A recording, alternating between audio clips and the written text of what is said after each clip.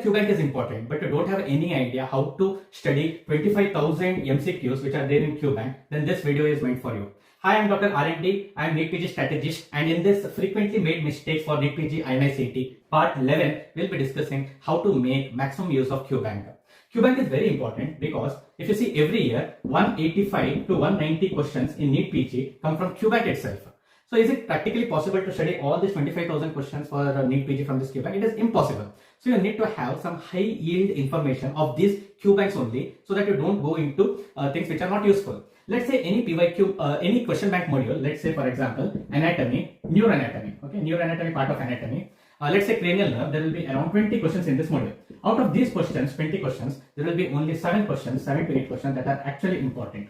Similarly, in entire anatomy, you will have around 30 to 40 MCQ modules, 30 to 40 Qbank modules. But out of these 40 modules, are all these 40 important? No. Out of this, there are only 10 to 12 Qbank modules that are absolutely important, which will give you upper hand in comparison to the rest of your competitors. Now, how to know which are these 10 to 12 Qbank modules? You should do PYQ analysis. If you go through PYQs of last 7 years, then you'll notice that there are some topics which frequently repeat. Like in anatomy, cranial nerves, even though your 7 to 8 questions are important, but all 20 questions need to be solved because they can be asked as previous year topics. But there are less important topics. For example, abdomen is not frequently asked in anatomy. Similarly, pharyngeal arches of embryology is a very important topic, whereas embryology of kidney and bladder is not a very commonly asked question, in contrast to embryology of reproductive organs, which is a very high yield topic. So how to know which Qbank modules and which Qbank modules not to solve? I have consolidated a PDF. The name of the PDF is Important Qbank Modules. So here you'll get a list of those Qbank modules which are very important.